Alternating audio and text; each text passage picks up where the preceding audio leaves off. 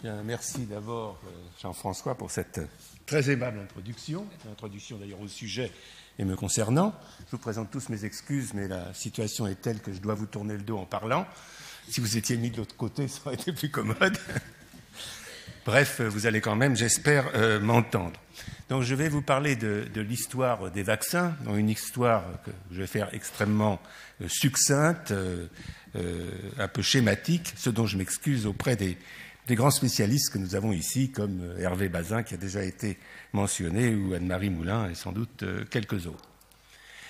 Donc, la notion de vaccin tire son origine d'une observation très ancienne qui date de l'Antiquité, c'est que les personnes frappées une première fois par une maladie épidémique ne l'étaient en général pas une seconde fois. Alors au moins depuis le XVIe siècle et peut-être même depuis le Xe siècle, les Chinois ont tiré parti de cette observation pour protéger les enfants contre la variole, qui était une maladie épidémique faisant un très grand nombre de victimes. Et je vous montre une image qu'on voit souvent de quelqu'un qui est frappé par la variole avec ces pustules qui recouvrent tout son corps. Eh bien, ce qu'ont fait les Chinois, c'est de prélever un petit peu du pus qu'il y avait dans les pustules de quelqu'un qui avait la variole. Alors on essayait de prendre des gens qui avaient une variole pas trop méchante et inoculer la maladie par la voie de ce pus à des enfants en bonne santé. Et du coup, les enfants, quand ils n'en mouraient pas, étaient protégés contre la variole par la suite. Cette pratique a été introduite en Europe et notamment en Angleterre au début du XVIIIe siècle. Alors c'est une pratique qui est efficace, mais qui est malgré tout assez dangereuse. On a estimé à peut-être 2% le nombre d'enfants qui mouraient de ce qu'on appelait alors la variolisation. C'est alors qu'à la fin du XVIIIe siècle, un médecin de campagne anglais, Edward Jenner, a apporté une amélioration considérable à la variolisation. En effet, il a constaté qu'une maladie bénigne des vaches, qu'on appelait la vaccine, ressemblait à la variole et elle provoquait l'apparition sur le pis des vaches de pustules un peu analogues à celles que vous voyez là. Et les vachères attrapaient parfois cette maladie bénigne des vaches, donc la vaccine, maladie très bénigne, ça se traduisait seulement par l'apparition de quelques pustules sur le bras de ces vachères, mais les vachères ensuite résistaient aux épidémies, lors des épidémies de variole. Donc leur transmettre la vaccine les protégeait contre la variole. Et il a donné le nom de vaccination. Non, je vais un petit peu trop vite. Non, ce qu'il a fait, c'est qu'il s'est dit on va essayer de généraliser ça en transmettant non pas la variole, mais la vaccine à des enfants pour les protéger contre la variole. Et c'est ce qui est montré sur ce dessin de l'époque. Vous voyez la vachère qui redescend sa manche après qu'on ait prélevé un petit peu de pus donc de ce vaccine qu'elle avait sur son bras. Et ensuite, Jenner, représenté à gauche, inocule ce pus à cet enfant qui, par la suite, va être protégé contre la variole. Il va en fait inoculer la variole, comme on faisait avant lors de la variolisation, et il n'y avait aucun symptôme que l'enfant attrape la variole. Donc ça a été le début de ce qui a été appelé la vaccination, puisqu'on donnait la vaccine, et la première fois qu'on arrivait ainsi à protéger contre une maladie infectieuse. Et vous savez sûrement, l'amélioration et la généralisation de ce type d'opération a permis de conduire en 1980 à une éradication complète de la maladie de la variole de la surface de la Terre. Comme le microbe de la variole ne se développe que chez l'homme, à partir du moment où il n'y a plus aucun homme qui a la variole, il n'y a plus de variole à la surface de la Terre. Bon. Il se trouve que Jenner avait bénéficié d'une situation tout à fait exceptionnelle, qui était le fait qu'une maladie très semblable à une maladie humaine grave, la variole, existait sous forme bénigne chez un animal. Alors ça, c'est une exception parmi les maladies contagieuses. Alors, un siècle plus tard, Pasteur, qui, contrairement à Jenner, savait que les maladies infectieuses étaient dues à des microbes, suppose que le microbe de la vaccine est une forme atténuée du microbe de la variole. Et il se demande si des formes atténuées d'autres microbes pourraient protéger contre les maladies qu'ils provoquent. En 1879-1880, il obtient un premier succès avec une maladie relativement fréquente chez les poules, qu'on appelait le choléra des poules. En effet, il constate que lorsqu'on laisse vieillir une culture de la bactérie donnant le choléra des poules, eh bien, au bout de quelques mois, en fait, la culture contient des bactéries qui ne sont plus capables de donner la maladie. Il dit qu'elles sont atténuées. Et ensuite, eh bien, il pense qu'il a donc refait un peu ce qui se passait avec la vaccine et la variole. Il se dit, ces bactéries atténuées, eh bien, peut-être qu'elles vont protéger contre la maladie du choléra des poules. Et c'est effectivement ce qu'il a observé, qui est schématisé ici. Vous voyez que la poule blanche reçoit une inoculation des bactéries atténuées. Quelque temps plus tard, on leur inocule la bactérie virulente et 48 heures après, elles sont toujours vivantes, alors que la poule noire qui n'a pas reçu les bactéries atténuées, eh bien, meurent suite à l'inoculation de la bactérie virulente. Donc, pour la première fois, Pasteur est arrivé à atténuer un microbe et à utiliser le microbe atténué pour protéger contre le microbe virulent correspondant. Et c'est là qu'il commence à élargir le nom de vaccination à une protection, une immunisation contre des maladies autres que la variole. Alors après le choléra des poules, Pasteur s'attaque à une autre maladie animale, le charbon des ovins et des bovins qui faisait de grands dégâts dans les troupeaux. Là encore, il parvient à obtenir une forme atténuée du microbe du charbon et il montre que lorsqu'on inocule ce microbe atténué aux animaux, on les protège contre le charbon. Et il en a fait une démonstration à grand spectacle à Pouilly-le-Fort en 1881. Il y avait une énorme assistance. On a mis on a mis à la disposition de Pasteur 50 moutons. Il a inoculé du microbe atténué à 25 d'entre eux et ça n'a pas été inoculé aux 25 autres. Et quelque temps plus tard, on a inoculé à tous ces moutons la bactérie virulente. Les 25 qui avaient reçu le microbe atténué ont survécu, les autres sont morts. Je préviens les non-biologistes que ce n'est pas tous les jours qu'une expérience de biologie marche comme ça. Pasteur a quand même eu une chance extraordinaire. Mais enfin bref, grâce à cette expérience, il a convaincu l'essentiel du public que ces théories sur la possibilité de vacciner avec un microbe atténué étaient valables. Mais il n'avait pas convaincu tout à fait tout le monde, et notamment les médecins. Donc il a compris que s'il voulait convaincre les médecins, il fallait s'attaquer à une maladie humaine. Alors il a choisi la rage. La rage, c'est une maladie qui touche à la fois les animaux, notamment les chiens, et qui peut aussi toucher les êtres humains, en particulier s'ils sont mordus par un animal, un chien enragé. Donc le fait que la maladie s'attaque à la fois à des animaux et à des êtres humains, ça permettait de faire d'abord des expériences chez les animaux et ensuite chez l'homme.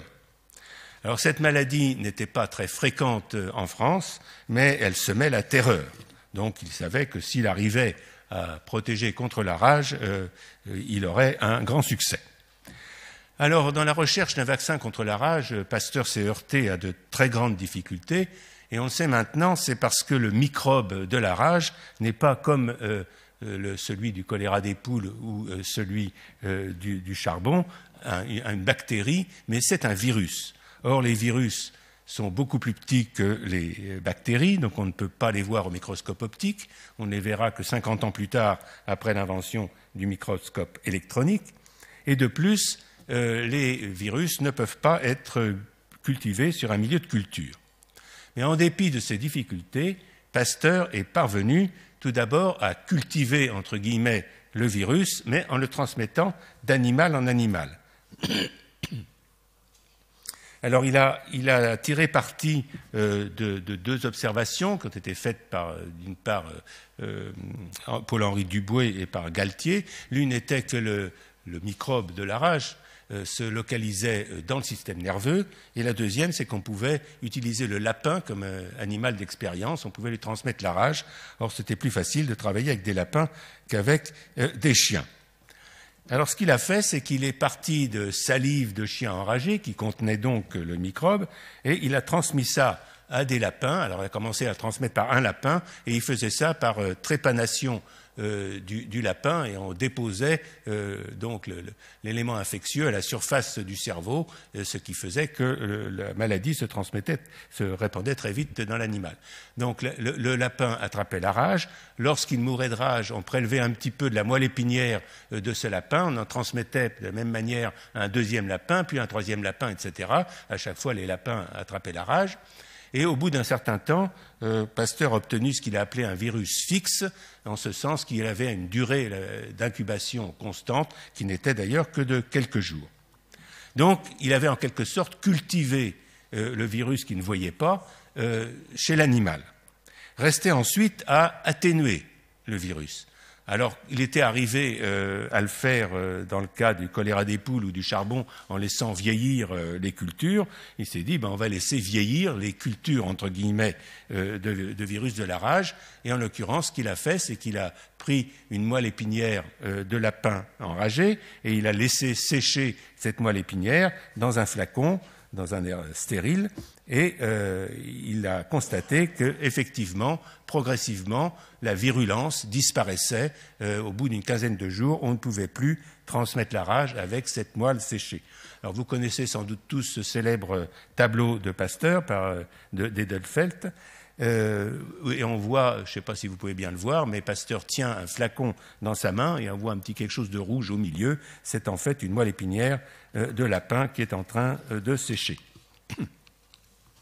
Alors, avec cette moelle épinière donc non virulente, eh bien, il fait des expériences avec des chiens et il observe que, effectivement, il arrive à induire une protection contre la rage chez les chiens en leur inoculant un peu de cette moelle épinière desséchée.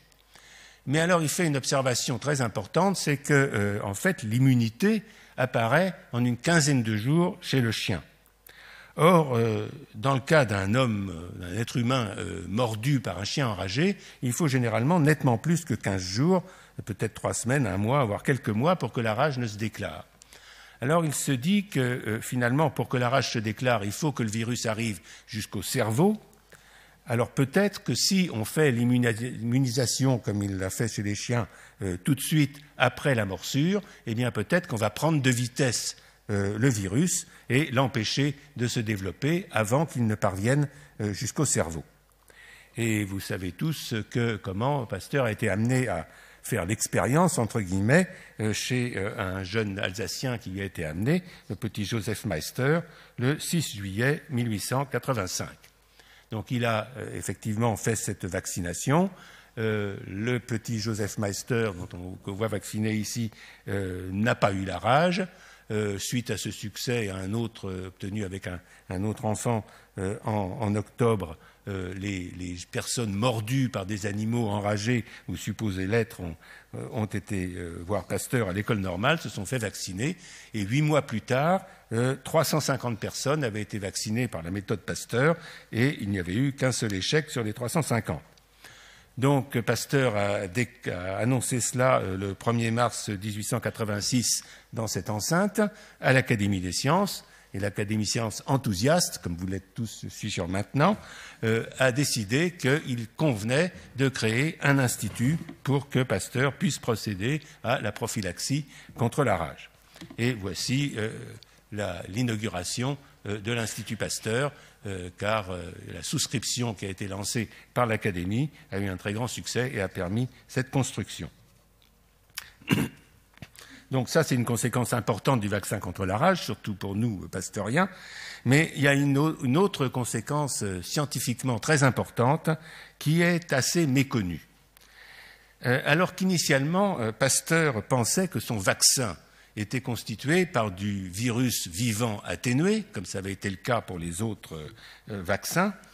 Il est parvenu à la conclusion assez rapidement qu'en fait, ce qu'il y avait dans sa moelle desséchée, ça n'était pas du virus vivant atténué, mais c'était ce qu'il a appelé une substance vaccinale associée au virus, parce que le virus, en fait, était tué.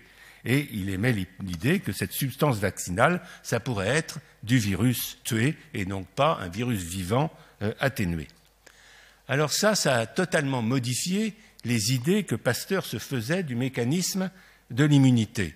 En effet, il pensait jusque-là que l'immunité était obtenue de la façon suivante. Le microbe atténué épuisait dans le corps un élément qui était essentiel à la croissance des microbes de la même espèce, et notamment des microbes virulents de la même espèce. Donc quand le microbe virulent arrivait, il avait plus ce qu'il fallait pour manger, il n'arrivait pas à se développer, il ne donnait pas la maladie. Mais à partir du moment où il conclut qu'on peut obtenir l'immunité avec un virus mort, à ce moment-là, ça ne peut plus être un procédé de ce type-là, et ça allait ouvrir la voie à l'immunologie qui visait à comprendre les mécanismes de l'immunité. Et puis sur un plan pratique, ça ouvrait la voie, à côté des vaccins vivants atténués, à d'autres types de vaccins. D'abord les vaccins avec des microbes tués, et dès 1888, par exemple, Chantmes, un collaborateur de Pasteur, a commencé à développer un vaccin contre la typhoïde qui était du microbe de la typhoïde tué. Et ce vaccin, après un certain nombre d'améliorations, a permis de sauver des milliers de soldats pendant la Première Guerre mondiale. Et puis, au-delà des vaccins constitués de microbes tués, vont apparaître des vaccins constitués de molécules provenant des microbes. Et c'est ce qu'on va voir maintenant. Alors, les premiers exemples vont concerner, en fait, la diphtérie et le tétanos. À l'époque de Pasteur, la diphtérie était une maladie, une cause majeure de mortalité chez les enfants. Il y avait plusieurs dizaines de milliers d'enfants qui mouraient de la diphtérie en France, et c'était la même chose dans les autres pays européens, et ils mouraient dans des conditions horribles parce que la diphtérie provoque l'apparition de ce qu'on appelait des fausses membranes dans la gorge, empêchait les enfants de respirer, et donc ils mouraient en étouffant, incapables de respirer. Donc la diphtérie avait une image terrible dans la population, et ce dessin de l'époque montre un peu l'image que ça avait. Vous voyez le dragon qui est sur la droite, ça représente la diphtérie. On l'appelait le croup quand ça atteignait les enfants. Donc vous voyez la diphtérie qui essaye d'arracher un enfant des bras de sa mère, et puis vous voyez à côté le sauveur, qui est en fait le docteur Roux, dont je vais vous parler maintenant, qui va s'attaquer à la diphtérie. Alors en 1888, donc le docteur Roux, Émile Roux ici, et Alexandre Yersin, qui sera plus tard le découvreur du bacille de la peste, vont montrer que le microbe causant la diphtérie sécrète un poison, une toxine. Alors il se trouve que 2 ans plus tard, un médecin danois va montrer qu'il en est de même pour le tétanos. Le tétanos est une autre maladie assez épouvantable qu'on attrape quand il y a une blessure profonde et qu'un bacille du tétanos se trouve caché au fond de la blessure. Eh bien, dans ce cas-là également, le médecin danois montre que le microbe du tétanos sécrète une toxine. Là, c'est un tableau célèbre qui montre quelqu'un qui est attaqué, qui souffre du tétanos. En fait, la toxine du tétanos, justement, attaque le système nerveux de telle sorte que tous les muscles se contractent en même temps. Aussi bien ceux qui font se déplier les membres que ceux qui se font se plier. Ça fait des souffrances absolument épouvantables. Donc, que ce soit pour la diphtérie ou pour le tétanos, la maladie, tous les symptômes de la maladie sont dus à ce poison, cette toxine sécrétée par le microbe. C'est alors que 2 collaborateurs de Robert Koch en Allemagne, Emil Behring et Shibasaburo Kitasato, vont faire une découverte majeure. Ils vont montrer que si on prend de la toxine, que ce soit tétanos ou diphtérie, qu'on inactive partiellement cette toxine en la traitant avec des composés iodés, qu'on inocule donc cette toxine partiellement inactivée à des cobayes, les cobayes sont ensuite immunisés contre la diphtérie ou le tétanos, selon la toxine qu'on a injectée. Bien plus, dans le sang de ces animaux immunisés, il trouve ce qu'il a appelé une antitoxine, c'est-à-dire un antipoison qui va donc s'opposer à l'action de la toxine. Alors tout de suite, l'idée vient, aussi bien à Behring qu'à Roux, qui suit les choses de très près en France, qu'on pourrait peut-être utiliser cette antitoxine pour soigner des enfants de la diphtérie en particulier. Alors cette antitoxine, maintenant on sait que c'était des anticorps, mais à l'époque la notion d'anticorps n'existait pas. Donc l'idée, c'est d'inoculer à des animaux, en l'occurrence des chevaux, cette toxine partiellement inactivée, et ensuite donc ce cheval va fabriquer de l'antipoison, de l'antitoxine. On va prélever un petit peu de son sang, de son sérum, et c'est ce sérum qui contient l'antipoison qu'on va essayer d'inoculer à des enfants atteints de diphtérie et voir si on arrive à les soigner. Eh bien, des essais cliniques, comme on dirait maintenant, ont été faits par Roux en France, par Behring en Allemagne la même année, en 1894, et voilà le résultat qu'a obtenu l'équipe de Roux. Il a constaté que chez des enfants atteints de diphtérie et traités par la sérothérapie, donc auxquels on a injecté le sérum, la survie a été de 75%, et chez ceux qui n'étaient pas traités, la survie n'était que de 40%. Et assez rapidement, la technique a été améliorée et on est arrivé à avoir 90% de survie après la sérothérapie. Donc c'était déjà un progrès considérable. Et pour ce qui est du tétanos, on a pu faire la même chose et le sérum antitétanique allait sauver sans doute des millions de soldats pendant la Première Guerre mondiale. Mais alors, on peut se demander pourquoi est-ce qu'on n'inoculerait pas directement la toxine inactivée à des enfants de façon à ce qu'ils fassent eux-mêmes les anticorps, les antipoisons, plutôt que d'aller le faire chez des animaux et ensuite inoculer le sérum. Bien, la raison est simple, c'est que l'inactivation de la toxine ne l'inactivait pas totalement et que donc il y avait trop de risques à inoculer la toxine. Bien, ce problème a pu être résolu par Ramon en 1920 qui a pu montrer qu'on pouvait traiter les toxines avec du formol et la toxine ainsi traitée était devenue complètement inactive, donc il n'y avait plus de risque à l'injecter à des enfants, mais elle avait conservé ses propriétés d'immunisation. Et c'est donc cette toxine inactivée qu'on a appelée anatoxine, c'est la base du vaccin antidiphtérique et du vaccin antitétanique que vous avez tous reçus dans votre enfance et avec des rappels de temps en temps. Donc ces vaccins datent de Ramon. Alors, il faut bien voir que les vaccins antidiphtériques et antitétaniques ont été les premiers vaccins qui n'étaient constitués ni de microbes vivants atténués, ni de microbes tués, mais de molécules, les toxines, provenant des microbes. Il faut signaler au passage que Ramon ne s'est pas contenté d'inventer les vaccins contre la diphtérie et le tétanos. Il a aussi découvert les adjuvants, qui sont des composés accroissant considérablement l'effet des vaccins. Et il avait d'abord utilisé des adjuvants qui étaient à base d'amidon, notamment le tapioca, mais peu après, en 1926, des chercheurs britanniques et allemands ont obtenu des résultats supérieurs avec l'hydroxyde d'aluminium, qui a été très largement utilisé depuis cette date. Je le signale parce que beaucoup de gens, l'utilisation de l'aluminium est un sujet de débat à l'heure actuelle. Il faut bien voir que ça date depuis près d'un siècle qu'on utilise l'hydroxyde d'aluminium comme adjuvant.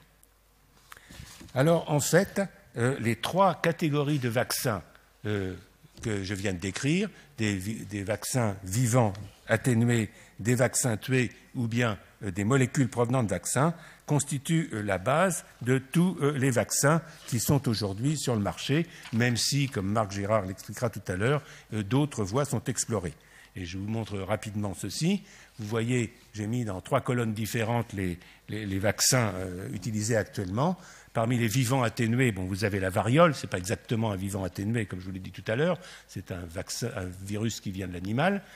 Pour la poliomyélite, il existe deux types de vaccins, soit du vaccin vivant atténué, c'est ce qu'on appelle le vaccin oral ou le vaccin Sabin, et puis il y a aussi un vaccin qui est constitué de virus tués, qui est le vaccin Salk. Pour la tuberculose, le BCG, c'est une bactérie atténuée. Les autres, pareil.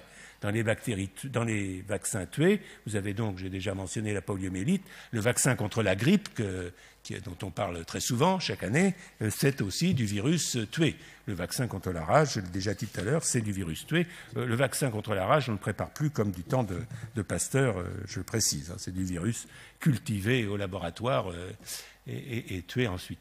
Et puis dans les vaccins sans unité, vous avez la diphtérie et le tétanos que je viens de mentionner, et toute une série d'autres vaccins qui sont constitués également de molécules provenant de bactéries, et qui sont d'ailleurs, ou bien elles proviennent de bactéries, ou bien ce sont des molécules identiques ou très proches de celles des bactéries, mais synthétisées chimiquement. Donc, comme l'a dit tout à l'heure Jean-François Bach, on peut dire que l'inoculation de ces 3 sortes de vaccins habitue en quelque sorte l'organisme à l'agent infectieux et lui permet de se défendre contre celui-ci lorsqu'il le rencontre. Et donc, comme ça a été également dit par Jean-François, en éloignant le spectre des maladies infectieuses aussi meurtrières que la variole, la tuberculose, la diphtérie ou la poliomyélite, particulièrement dans les pays développés, les vaccins ont représenté un facteur majeur dans l'augmentation de l'espèce de vie de l'espèce humaine. Merci.